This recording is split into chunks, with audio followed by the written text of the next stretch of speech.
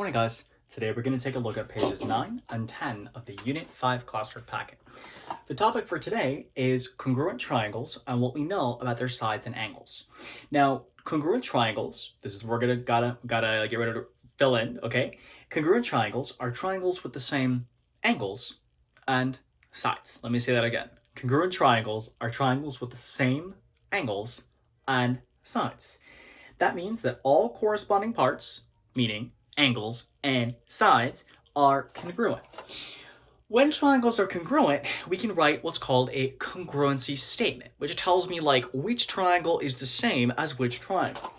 Now you guys have an example given to you right there. I'm not going to draw the diagram, but I do want to draw the statement for you so we can talk about what this is going to mean. This congruence statement is extremely powerful because guess what?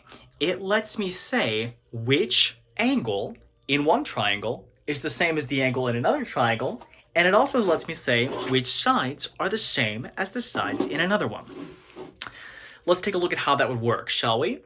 Okay, so if I asked you which angle is the same as angle A, even if I have no idea what the diagram looks like, guess what? A is first, and so it's the same as the first one here. So I could say angle A is congruent to angle D. Similarly, take a look at angle B. That's second. What's second in the other one? Oh my gosh, angle E. Similarly, oh my gosh, C is third, so what do you think that would be the same as? Angle F, the third one over here. This also works, believe it or not, with sides. All I have to do is look at the number, or like the position of it in the statement itself. Let's do an example together. Let's say I want to know what's congruent to side AB. Okay, so AB is 1, 2. What's 1, 2 in the other one? D, E. Jeez, could it actually be this easy? Yes, it actually could be. All right. Similarly, here, BC, that's 2, 3, right? Second letter, third letter. And so that would be the same, or congruent to the second and third letter, in the other one. Last but not least, let's say that I did AC, which is 1, 3, 1, 3. Oh my gosh. Could this actually be the easiest geometry unit yet? It potentially could be, all right? And yes, that will actually be similar to a question on your Unit 5 test, okay? Now, this has a fancy schmancy name, which we're gonna see on the next page, page 10, and that name is CPCTC. So here's what we need to fill in, and we'll talk about what it means.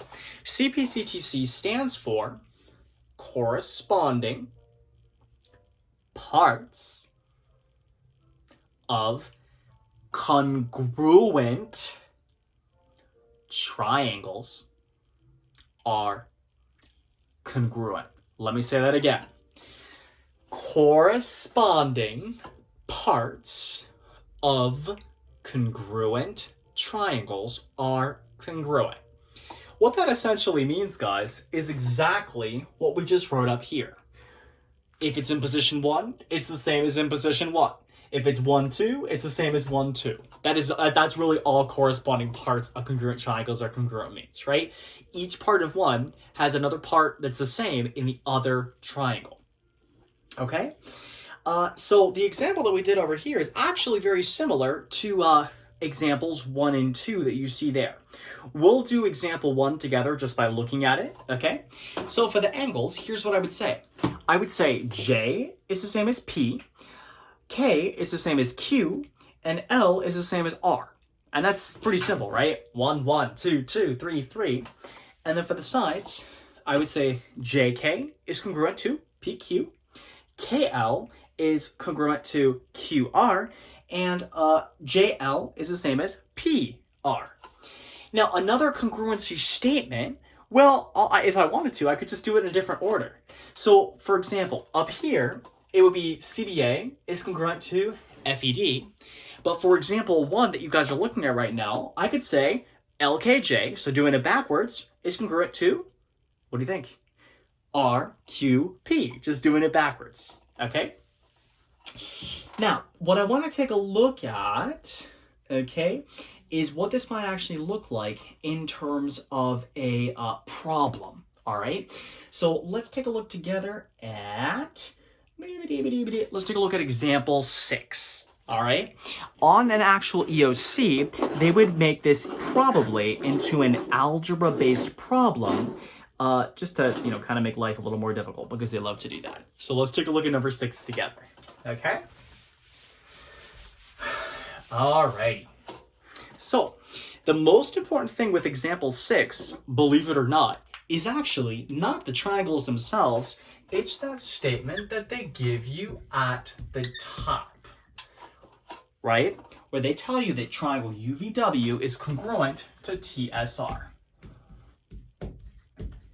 Okay, now here's how you should approach this. Because they tell you the two triangles are congruent, that means that all their sides are the same as the other sides from the other triangle, and all of the angles have a counterpart in the other triangle as well. Our job is to use this congruency statement to identify which ones are which. So let's say that we're looking first at UV, okay? Let's say I'm looking at side UV because I see there's an algebraic expression there. According to this, which one is the same as UV? Well, that's 1, 2. And so over here, it would be 1, 2. So guess what, guys? All I'd have to do is find the expressions for UV and TS and set them equal to each other.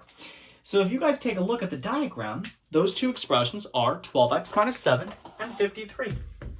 So let's take a look. Oh my gosh. So literally, it's the same thing. It's just adding an itty bitty bit of algebra 1 on top. In case that wasn't clear, let's try it with another pair of sides, shall we? All right, now let's take a look at UW. Okay, so UW is actually 1, 3, right? Okay, so UW would be the same as 1, 3 over here, which is TR. So just take a look at the diagram to find the two expressions that are UW and TR. That's 3z plus 14 and 50. So guess what? 3z plus 14 equals 50. 3z equals 36. Z equals 12. And last but not least, what's the other pair of sides that I've got? I have VW. Okay, so VW, that's 2, 3. Okay. And that's the same as SR. Okay, so VW and SR, let's find those expressions, okay? So 57 and 5y minus 33. And 5y minus 33. Add 33 to both sides. And I believe, hopefully, I think y is 18. Check my math on that, am I right? Okay. But in other words, this is actually very, very simple if you simply use the congruence statement, okay? Let me say that again. If you guys just use the congruence statement, this is extremely easy, okay? And just, I'm not actually going to work the entire thing out, but you're welcome to if you want. But for example, just taking a look with me at example 7, notice how this time they're giving you guys angles. All you have to do is identify which position the letters are in, and that'll determine which expressions you set equal. For example, take a look with me at the statement. It says PHS is congruent to C and F. Well, P and C both come first, right? So that means that they're the same. So P is 36 and C is 4z minus 32. Set them equal, solve for Z. All right, now let me just say, you will see problems like this on your Unit 5 test. And you stand a very good chance of having to do something similar on the EOC itself, where you have to apply your understanding of congruence in order to solve problems involving algebra.